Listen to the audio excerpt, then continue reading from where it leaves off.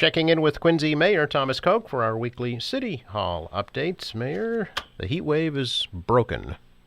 Thank God. Yeah, it was getting what was more concerning than the heat is the lack of rain, and to see some of the trees in distress throughout the city, and obviously the grasses are all burnt up. They're like straw, but we don't want to lose trees and shrubbery and the bigger plant material, which they're in jeopardy when you have this kind of a drought. So we've been bringing in, as we talked before, we're bringing in private contractors help the water.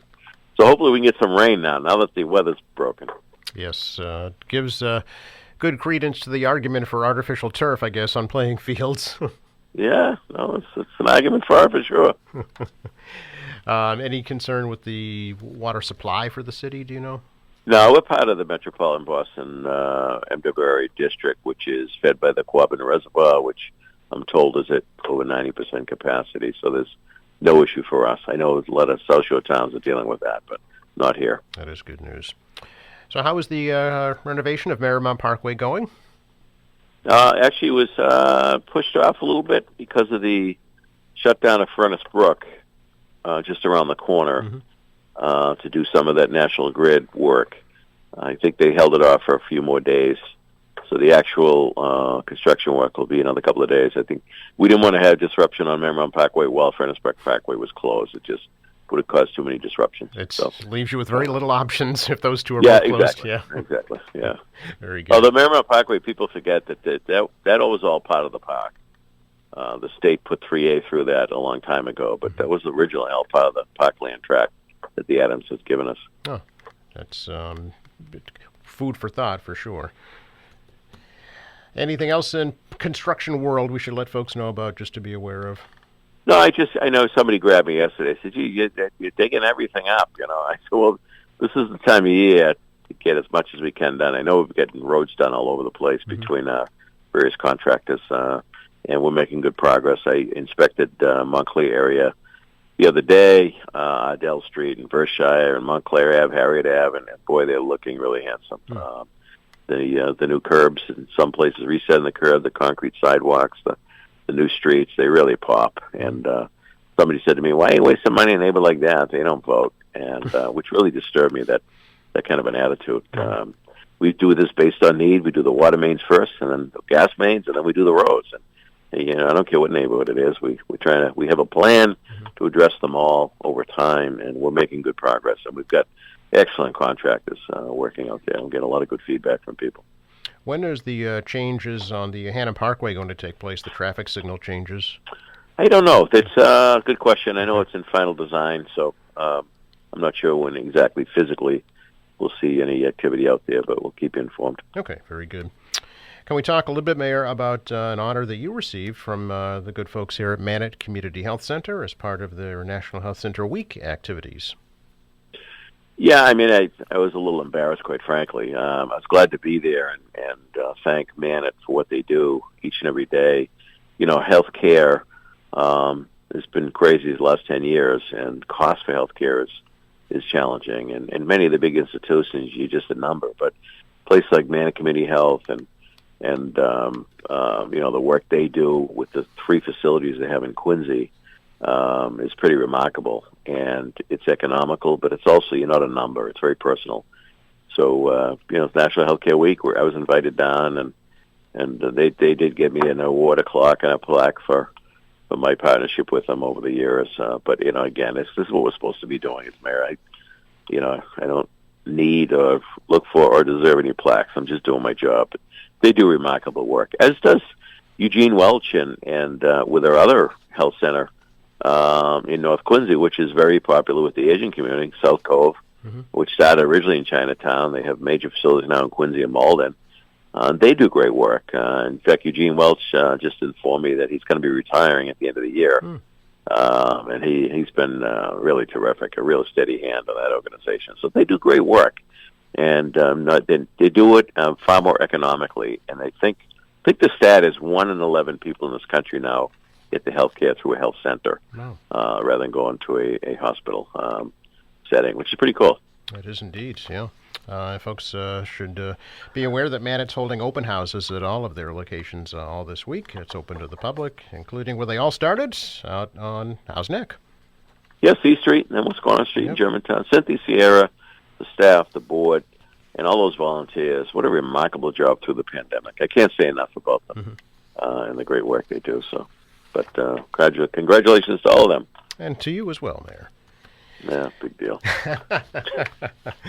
Any update on the Richard DeCristofaro Early Learning Center to let us know about? Well, they've been doing the remediation in the building, so there's and again we're dealing with some of the shortfalls in the supply chain and the long lead time on windows and various pieces of the building. So it's challenging, but all hands on deck.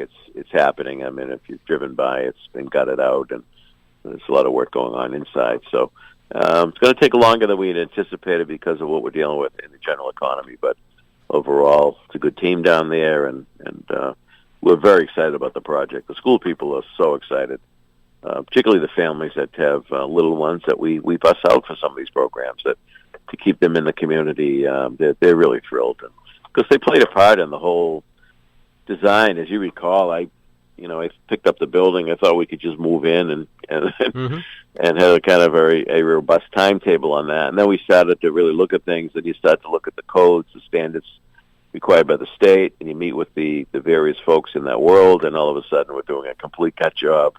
And so it'll be a state-of-the-art, brand-new facility, top to bottom, really, other than the shell. So it's and in that world, there's a lot of requirements. There's a lot of extra bathrooms and certain kitchen facilities needed. When you get into the mechanicals like that, that's the stuff in construction that costs a lot of money. But at the end of the day, it's an investment, and we should be doing it anyway for the families of Quincy. But at the end of the day, over time, we are going to save money. What is the planned opening date now? It's a good question. I'm not even touching that one, Joe. Okay. TBA, as they say. Yeah, exactly. Okay, yeah. Very good. I've done that to myself too often. Yeah. Is the more allocation of funds going to be needed to complete it, or do you have sufficient funds? I think we're in good shape right now. That may be an issue going forward, but I think we're okay right now. Okay. Speaking of funds, a major donation from the Hale family to the South Shore YMCA. Yes, once again, Rob and Karen Hale have stepped up and done remarkable philanthropy work. I mean, they've been supportive of the YMCA, but they're so supportive of so many incredible organizations. You go through any of the major hospitals in town, particularly Dana-Farber, Brigham Women's, and you see their names all over the place because they've been so generous with their success in life to help others. It's remarkable. They're pretty amazing individuals. Obviously, he runs a great company here in Quincy, Granitel, and of course, his company, Fox Rock, is involved in some major development here.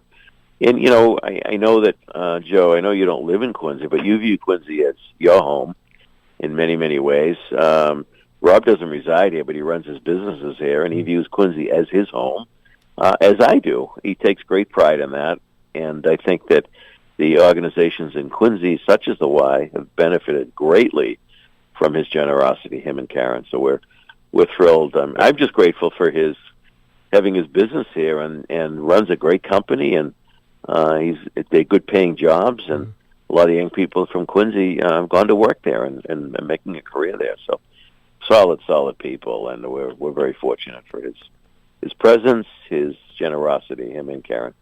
Big ceremony taking place Thursday, and even the governor is going to attend. Yes, I look forward to catching up. I talked to the governor yesterday on some issues, and look forward to seeing him. He's in Quincy quite often. Yes, did the MBTA come up in that discussion, Mayor? It always comes up in those discussions, Joe, unfortunately, depending on how you look at it. It is what it is, as they say. I say it all the time ad nauseum. He's taking the bull by the horns on this, and he continues to move the ball down the field. He didn't have to. Most governors have stayed away from it, being a separate authority. But I think we're a year away from really turning the corner, Joe, as they make all these improvements. we had the middle of the pandemic, which slowed all the construction of the cars down. They've had challenges there. So I think a year and a half out, we're going to be in a much better place, and the system will be in much better order. Again, I say it, we had decades of neglect. Much of what we saw in some of the city buildings in Quincy before we created the Public Buildings Department, was baling wire and duct tape. And it only goes so long. It catches up, and it definitely has caught up with the T system, but I think Steve Povtek, his team, they're doing good work.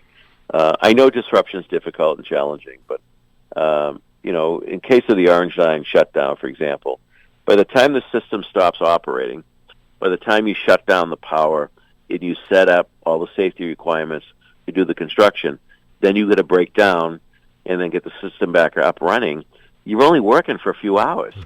So that's why shutting down the Orange Line made such sense, as we did with the Wollaston Station renovation. It saves far more time. It saves far more money. And of course, as a board, we allocated $37 million for bus service while that's going on. So I just hope people can be a little more patient. I understand the frustration, particularly when you rely on it every day.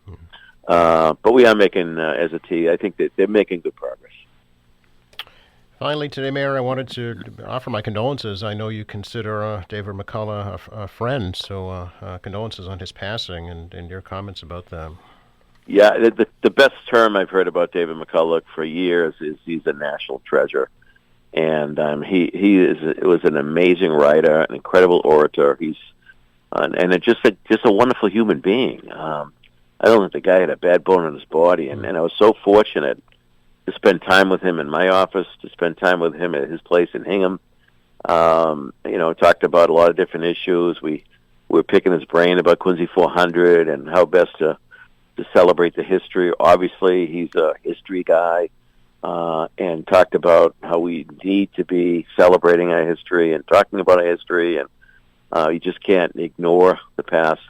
And of course, the highlight was him speaking at the Hancock Adams dedication, and I know that's why probably 3/4 of the people went to that event to hear him, because he was such a talented, gifted speaker, not only with his content, but he had that voice which was so soothing. I listened to him at, I think, 3 or 4 different lectures, Joe, over the years, and I was disappointed each time that he ended. I could have gone and listened to him for another hour at each of them because he was that good. He was an incredible American, contributed greatly, not only the Adams book, but a number of the books that he'd written, a number of the causes that he spoke for. I know he's originally from Pennsylvania, and they named a bridge for him there. I certainly want to do something in his memory in Quincy at some point, and we're kind of thinking that through. Maybe it's associated with the new Adams Presidential Center, but we've got to certainly memorialize him and his contributions. And obviously, he put Quincy on the map with the Adams book, which led to the Adams miniseries with Tom Hanks. Just a remarkable American, and I know he lost his wife Rosalie a couple of months before. They were incredible partners. It's funny, before I left, the last time I really saw him, he was speaking about how his wife had contributed to him in his writings, and he said, "Hang on." He pulled down a book from the shelf, and he read a passage from John Adams. He talked about one word, and he talked about that word came from Rosalie, and how that one word changed the whole tone of that chapter. It was remarkable. I remember him speaking at ENC, one of their commencements. He spoke at the dedication at the library.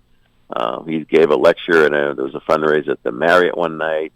I heard him at the Library of Congress many years ago give a lecture, and Kennedy said to the Kennedy, and a number of senators and reps were there. He had such dignity in class. When you look at all the rancor and the craziness the last several years, he was a great example of how we should conduct ourselves in the public square. Just a remarkable individual. We're a better country for it. We're a better city for him. So we certainly pray for his soul, and we remember his family. He had a good long life, 89 years old, but certainly it's never easy to lose a loved one. So our hearts and prayers go out to his children and grandchildren. Sure. Always good to talk to you, Mayor. Appreciate it, as always. Thank you, Joe. Enjoy the day. You as well. Enjoy the cooler weather. Amen. Absolutely will. All right. Take care. Take care. Bye now.